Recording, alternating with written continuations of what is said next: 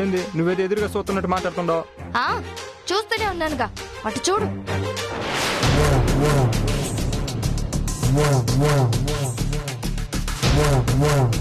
అయ్యో అమ్మా, ఇప్పుడు ఏం చేయాలా? నేను కూడా గీతలాగే ధైర్యంగా తయారవ్వాలా. ఎవరిని బెదిరిస్తుంది ఇవిడ? కొడితే పడతారా అందరూ? ఈసారి చెయ్యేస్తే 2 చెప్పులు నేనే వాయిస్తాను. గమనే ఉన్నా, ఊరికే నువ్వు మాటలు పలికిన తేలిక కాదు అవన్నీ చేసేదానికి. రే బాలాజీ, అమ్మా వస్తా ఉండా.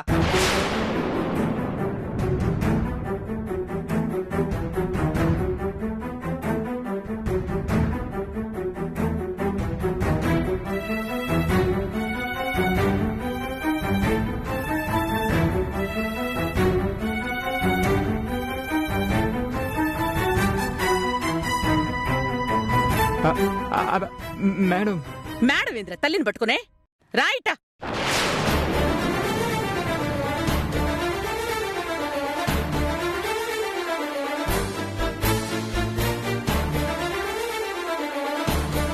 అయ్యో, నాకు నేనుగా బుక్ అయిపోయినానే దేవుడా, ఇప్పుడు ఏంది నా పరిస్థితి?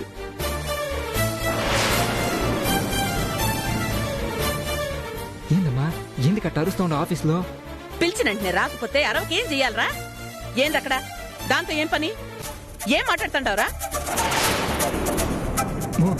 పాపం చెయ్యిరిగిపోయి ఉండదమ్మా. ఏమైంది ఏంది అని విసారిస్తా ఉండా అంతే, అంతకన్నా ఇంకేంలే. రేయ్, దాని చెయ్యి ఎరుగుతుంది, కాలు ఎరుగుతుంది, నీకేంద్ర పని దాంతో? అవన్నీ నీకు అవసరమా?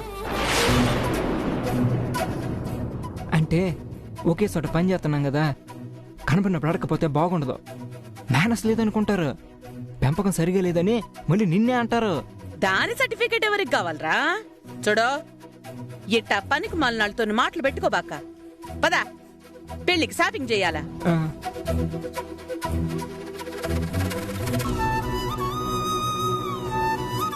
ఇతను కనకరత్నం కొడుక.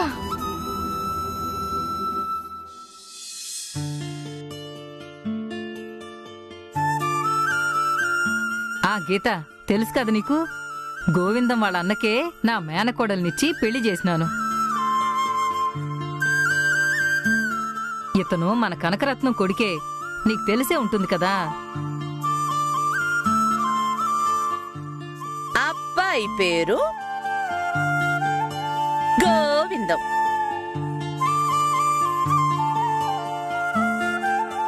అమ్మాయి పేరు గౌతమి.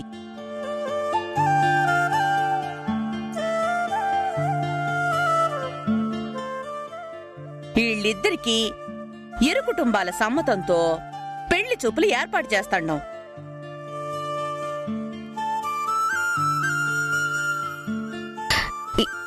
ఈ శుభకార్యం నా చేతుల మీద జరిపిస్తా.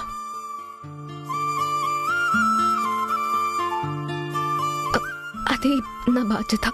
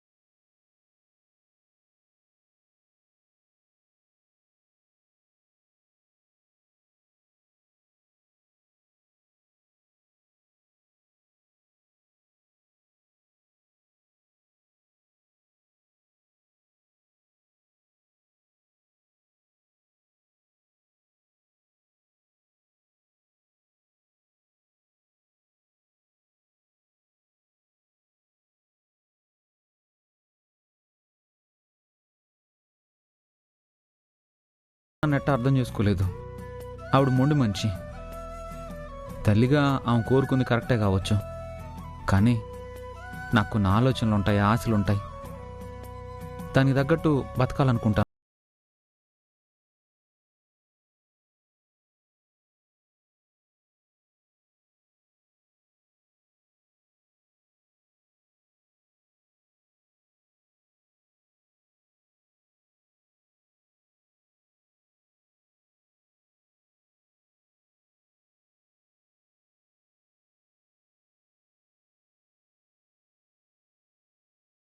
చిల్లరగా తిరిగి గీతను అల్లరి పెట్టాలని నేను ఎప్పుడు అనుకోలా. తను అర్థం చేసుకోవడానికి ప్రయత్నించిన. తనకు అన్ని విషయాల్లో అండగా ఉండాలి, జీవితంలో ఆ అమ్మాయికి ఎలాంటి లోటు రాకూడదని ఇట చాలా కోరుకున్నా. ఇదే మాట ఆ ఎమ్మికి కూడా చెప్పిన. ఆలోచించి మంచి నిర్ణయం తీసుకోమని చెప్పిన. కానీ ఇప్పటికి కూడా గీత నన్ను అర్థం చేసుకోవాలా.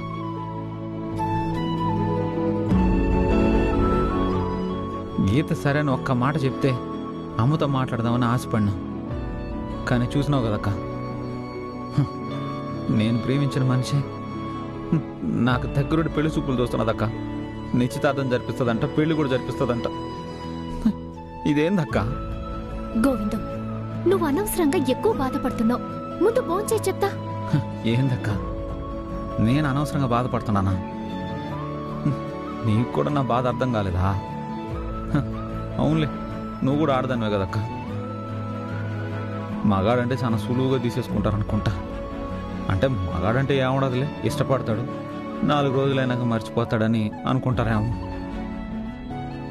మీ ఆడోళ్ళైనా రేపు ఇంకో జీవితం వచ్చేస్తే అన్నీ మర్చిపోయి ఆ జీవితాన్ని సంతోషంగా గడిపేస్తారేమో కానీ మగోడు అటు కాదక్క. పైకి గంభీరంగా నవ్వుతూ ఉంటాడేమో కానీ లోపల ఒక పురుగు వాడిని తొలిచేస్తూనే ఉంటుంది. లోపల నరకం అనుభవిస్తూ ఉంటాడు. అది పైకి కనపడదు. మీరు పడే బాధ పెద్దగా అనిపిస్తుంది కానీ మగాడు పడే బాధ మీకు అస్సలు కనపడదు, అసలు తెలీదు. మొన్నటి వరకు గీత నన్ను ప్రేమించడం లేదు, ఇష్టం లేదు అని చెప్తా ఉన్నా. ఏదో ఒక కారణంతో తన ప్రేమని చెప్పకుండా దాచిపెడుతున్నదని వెంటబడి ఆ ఎమ్మిని కన్విన్స్ చేయడానికి ప్రయత్నిస్తూనే ఉన్నాను. చివరికి తను ఎందుకు పెళ్లి చేసుకోకూడదు అనుకుంటుందో కూడా తెలుసుకున్నా.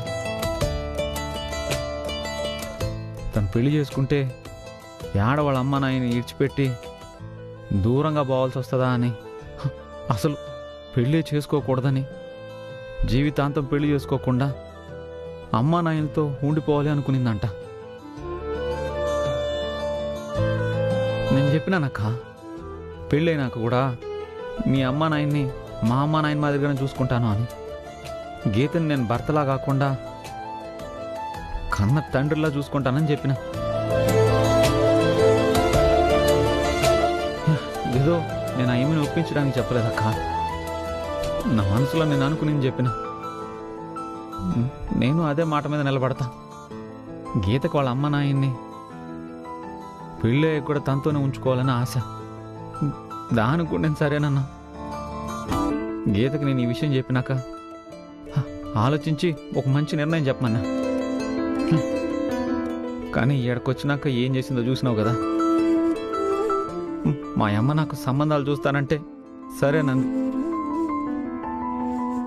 నాది ఇందులో ఒక తప్పు ఉండదు లెక్క.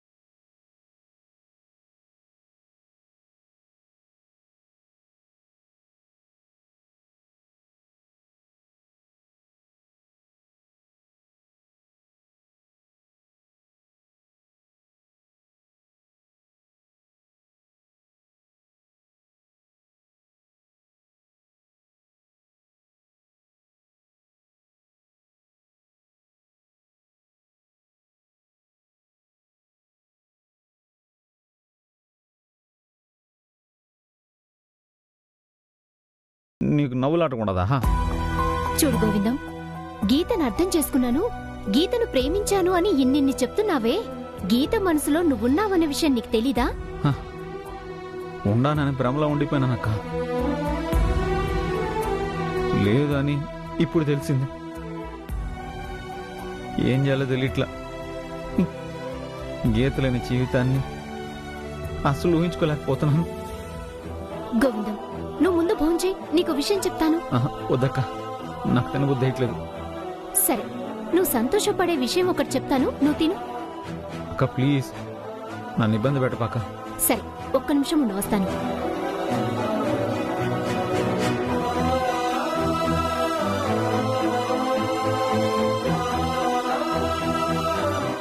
చూడు, నీకు మీ అమ్మ ఇంకో సంబంధం కూడా చూసింది. దానికి సంబంధించిన బాధ్యతలన్నీ నాకే అప్పచెప్పింది.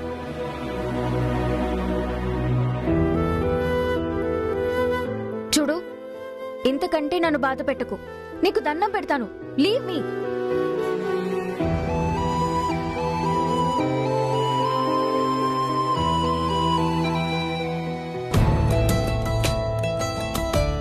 ఏందక్క ఇదా? ఒక్క నిమిషం.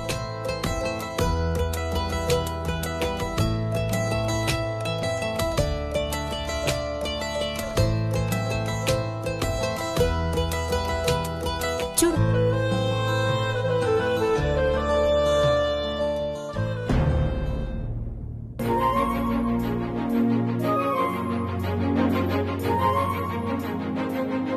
ఏందక్క ఇదా?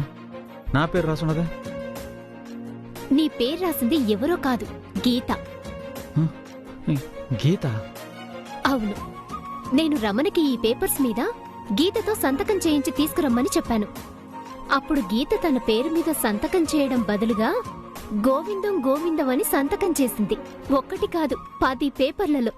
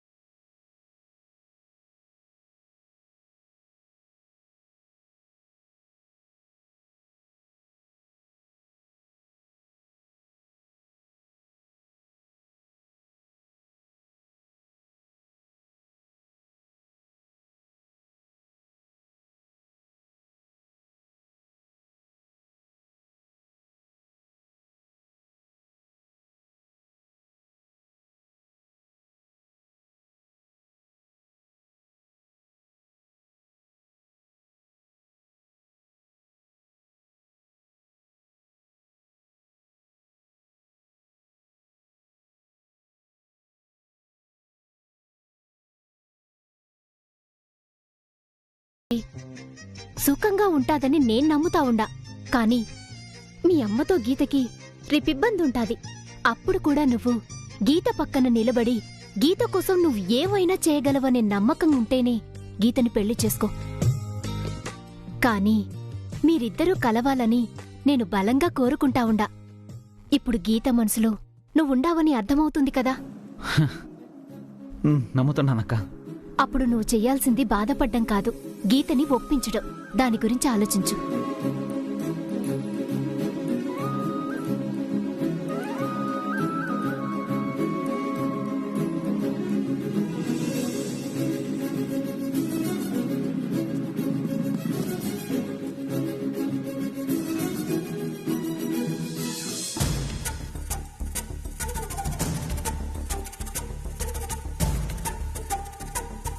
రే బాలాజీ, అమ్మా వస్తా ఉండా.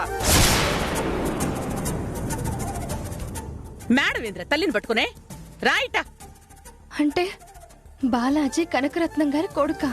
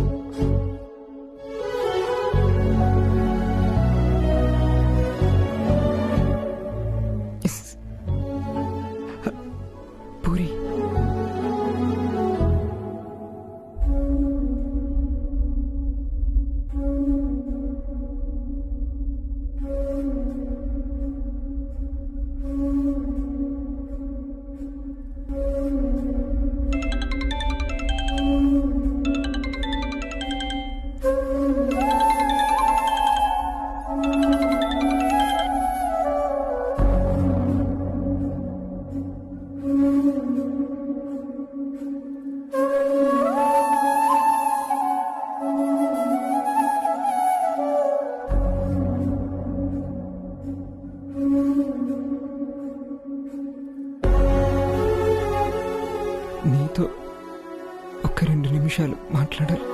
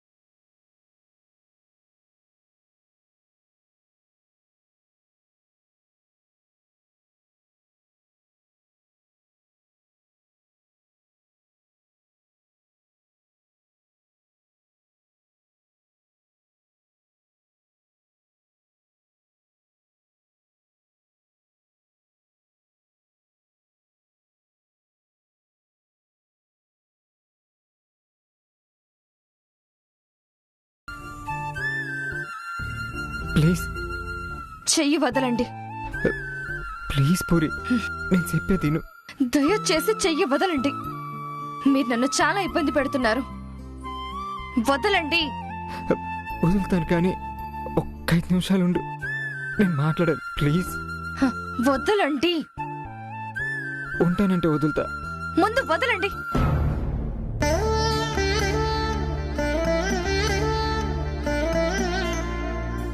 చూడు పూరి, నేను నిన్ను మనస్ఫూర్తిగా ఇష్టపడతా ఉండా. ఎప్పుడైతే పొరపాటున మీ ఇంటికి పెళ్లి చూపులకు వచ్చి నిన్ను చూశానో ఆ నిమిషం నుండే నువ్వు నా జీవితంలో ఉండాలని ఫిక్స్ అయినా. ఇదంతా నాకిష్టం లేదు. దయచేసి నన్ను విడిచిపెట్టండి. ప్లీజ్ పూరి, నేను చెప్పేది విను. నేనంటే నీకు ఇష్టమని తెలుసు, కానీ నీకు ప్రతిదానికి భయం. అందువల్ల నువ్వు చెప్పలేకపోతున్నావు. నాకు ఇష్టం లేదని చెప్తున్నాను కదా. ఇప్పుడు మా అమ్మ మీద నువ్వు కోపం నా మీద చూపించొద్దు. తప్పెవరో చేస్తే శిక్ష నాకేస్తావా? ఇవేవి నాకు చెప్పొద్దు. మీరంటే ఇష్టం లేదని చెప్తున్నాను కదా. ప్లీజ్ పూరి, నీకు ఎలా చెప్పాలో కూడా తెలియట్లా.